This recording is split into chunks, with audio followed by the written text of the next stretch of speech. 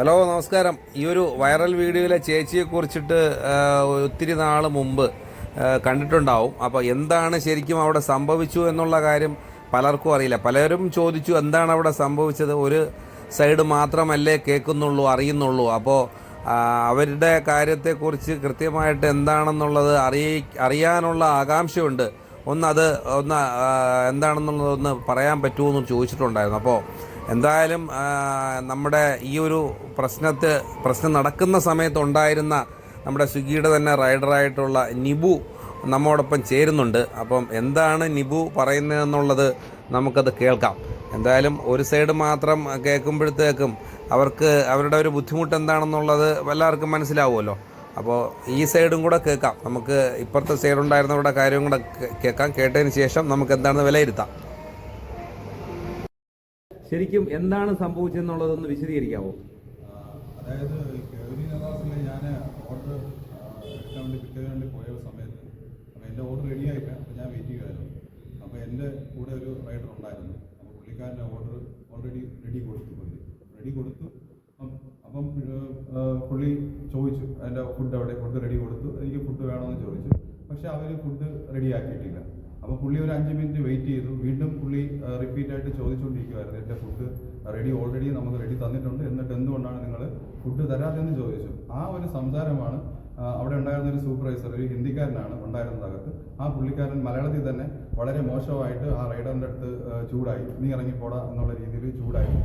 പിന്നെ അവിടുത്തെ സ്റ്റാഫ്, അപ്പോൾ പുള്ളിക്കാരൻ ഫുഡ് റെഡി കൊടുത്തിട്ട് ആണ് ചോദിക്കുന്നത്. അങ്ങനെ ആ ഒരു നമ്മുടെ കൂടെ ഒരു റൈഡറിനെ അവിടെയുള്ള സ്റ്റാഫിലെല്ലാം കൂടി ഒരു ആക്രമിക്കും എന്നുള്ളൊരു ഘട്ടത്തിലാണ് ഞാൻ അതിൽ ഇടപെടുകയും റൈഡറുടെ കൂടെ നിന്നത്. അപ്പം ഞങ്ങൾ ഇതൊരു മാത്രമാണ് അതിൽ സംസാരിച്ചത്.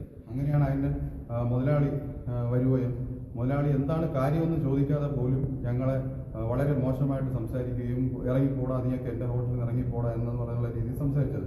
ഞങ്ങൾ ഒരു ഹോട്ടലിൽ വലിഞ്ഞു കയറി അല്ലെങ്കിൽ പോകുന്നില്ല. അവിടെ നമുക്ക് ഓർഡർ അടിച്ച് ഫുഡ് റെഡിയാണ് എന്നുള്ള രീതിയിൽ നമുക്ക് ഓർഡർ വരുമ്പോഴാണ് ഞങ്ങൾ കയറി പോകുന്നത്. അപ്പോൾ ഇറങ്ങിപ്പോടാന്ന് പറഞ്ഞപ്പോഴത്തേനും തീർച്ചയായിട്ടും ഞാൻ അതിന് സംസാരിച്ചു. ഞാനും പറഞ്ഞു, തനിക്ക് അത് പറയേണ്ട ആവശ്യമില്ല, ഫുഡ് റെഡി വന്നതിന് ശേഷമാണ്, ഫുഡ് ഇവിടെ ഓർഡർ അടിച്ചതിന് ശേഷമാണ് ഞങ്ങൾ വന്നത്.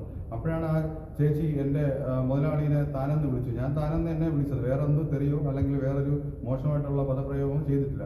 ഞാൻ താനെന്ന് എൻ്റെ മുതലാളിയെ താനെന്ന് വിളിച്ചെന്നും പറഞ്ഞിട്ടാണ് ആ ഒരു പുള്ളിക്കാരത്തി വളരെ മോശമായിട്ട് അടിക്കാനും ഇങ്ങനെയുള്ള ആക്ഷൻസ് ഒക്കെ കാണിച്ചുകൊണ്ട് വന്നത്.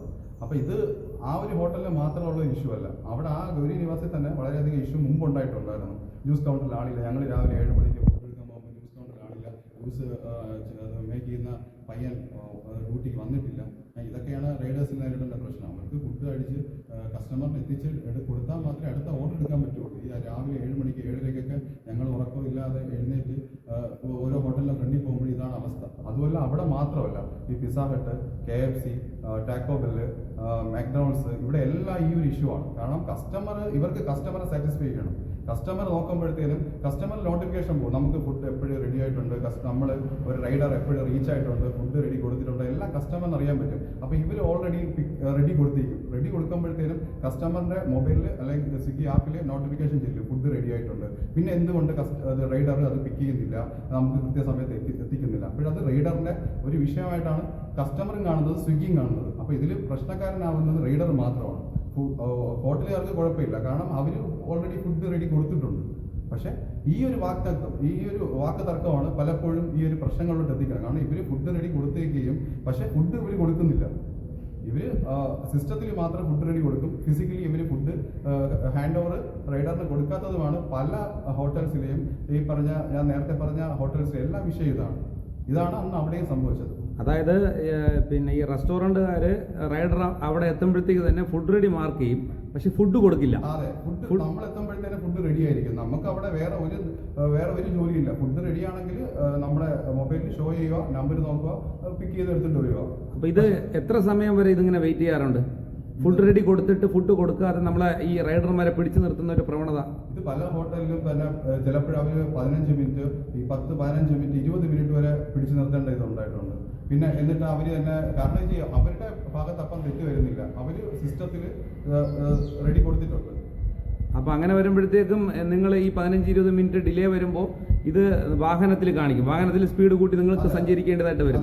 ഇത്ര സമയത്തിനകത്ത് കൊണ്ട് കൊടുക്കണമെന്നുള്ളൊരു റൂൾസ് ആൻഡ് റെഗുലേഷൻസ് ഈ മാനേജ്മെന്റുകാർ പിന്നെ കീപ്പ് ചെയ്ത് പോകുന്നതുണ്ട്. അതെ, തീർച്ചയായിട്ടും. നമുക്ക് ഈ ഓരോ നിമിഷം പിന്നെ ഫുഡ് റെഡി കൊടുത്തിട്ട് നമ്മൾ റെസ്റ്റോറൻറ്റിൽ വെയിറ്റ് ചെയ്യണ ഓരോ ടൈമിലും സ്വിഗ്ഗിക്ക് കൃത്യമായിട്ടുള്ള കാൽക്കുലേഷൻ ഉണ്ട്. കസ്റ്റമർ അതേ കണക്ക് അവരും ഡിസ്റ്റർബ് ആയിക്കൊണ്ടിരിക്കും. കസ്റ്റമർ നമ്മൾ വിളിച്ചിട്ട് പറയും ഫുഡ് റെഡി ആയിട്ടുണ്ട്, പിന്നെ എന്തുകൊണ്ടാണ് എൻ്റെ ഫുഡ് വരാത്തത് എന്നുള്ള രീതിയിൽ കസ്റ്റമർ കോൾ ചെയ്യുന്നുണ്ട്. നമ്മളെ തിരിച്ച് കോൾ ചെയ്യും, എന്താ ഫുഡ് ഡിലേ ആവുന്നത്, എന്താ നിങ്ങൾ എടുക്കാത്തതെന്ന് ചോദിക്കും. അപ്പോൾ നമ്മൾ ഇതാ പറയുന്നത് ഫുഡ് റെഡി കൊടുത്തു, പക്ഷേ ഫുഡ് റെസ്റ്റോറൻറ്റുകാർ തന്നിട്ടില്ല. പക്ഷേ ഇത് കസ്റ്റമറിനും അറിയാൻ പറ്റത്തില്ല, റെസ്റ്റോറൻറ്റുകാരും അറിയത്തില്ല. അപ്പം നമ്മൾ ഇതിൻ്റെ ഇടയിൽ പെട്ടുപോകുന്നത് റൈഡർ മാത്രമാണ്. ഇതിൻ്റെ ഒരു ആവേശത്തിൽ റൈഡർമാർ പെട്ടെന്ന് ഫുഡ് എത്തിക്കാനുള്ള വണ്ടിയിൽ നമ്മൾ വേഗത കൂട്ടി ഓടിക്കുമ്പോൾ പല അപകടങ്ങളും പ്രശ്നങ്ങളും ഉണ്ടാകാനുള്ള ചാൻസസ് വളരെ കൂടുതലാണ്.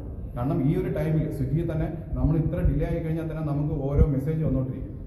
ഫുഡ് ഡിലേ ആണെന്ന് പറഞ്ഞുള്ള മെസ്സേജ് വന്നുകൊണ്ടിരിക്കും. അതുപോലെ കസ്റ്റമർ കെയർ നമ്മൾ വിളിച്ച് ചോദിക്കും, എന്തുകൊണ്ട് ഫുഡ് ഡെലിവറി ചെയ്യുന്നില്ല എന്ന് ചോദിച്ചുകൊണ്ടിരിക്കും. അപ്പം പിന്നെ അതുപോലെ ഞങ്ങളുടെ സ്കോർ, നമുക്ക് ഓരോ സ്കോറുണ്ട്, ഗോൾഡ് ഉണ്ട്, സിൽവർ ഉണ്ട്, ബ്രോൺസ് ഉണ്ട്, അങ്ങനെ ഒരു സ്കോറുണ്ട്. അതിനെ അഫക്റ്റ് ചെയ്യും.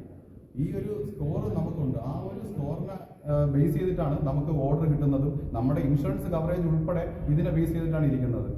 അപ്പോൾ നമുക്ക്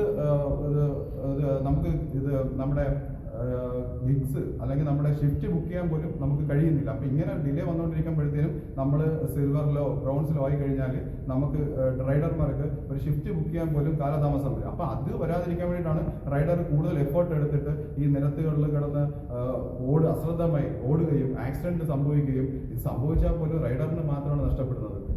കസ്റ്റമറിനോ റെസ്റ്റോറൻറ്റുകാർക്കോ സ്വിഗ്ഗി മാനേജറിനോ അവർക്ക് ഒരു പ്രശ്നമില്ല. ഇത് നഷ്ടപ്പെടുന്നത് കസ്റ്റമറിനും റൈഡറിന് മാത്രമേ ഒരു പ്രോബ്ലം ആയിട്ട് ഇത് വരുന്നുള്ളൂ. ഇപ്പോൾ ചുരുക്കി പറഞ്ഞു കഴിഞ്ഞാൽ റെസ്റ്റോറൻറ്റുകാർ ഫുഡ് റെഡി ആകാതെ റെഡി കൊടുക്കാതിരിക്കുന്നതിന് വേണ്ടിയിട്ടാണ് കാര്യങ്ങൾ ചെയ്യേണ്ടത്.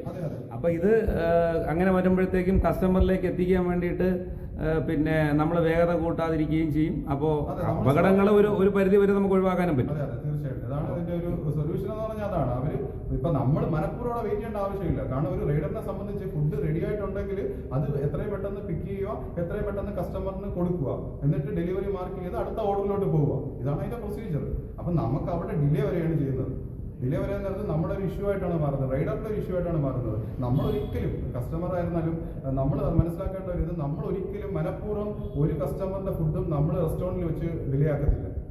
അപ്പൊ ഗൗരി നിവാസിൽ സംഭവിച്ചത് ഇതാണ് ശരിക്കും സംഭവിച്ചത്. ഫുഡ് ഡെലിവറി മാർക്ക് ചെയ്തതിനു ശേഷം ഫുഡ് കൊടുക്കാതിരുന്നു. അപ്പൊ കൊടുക്കാതിരുന്നതിന് ചോദ്യം ചെയ്തതിലാണ് ഈ സംസാരം അവിടെ വഴക്കുണ്ടായത്. അപ്പൊ എന്തായാലും നന്ദി.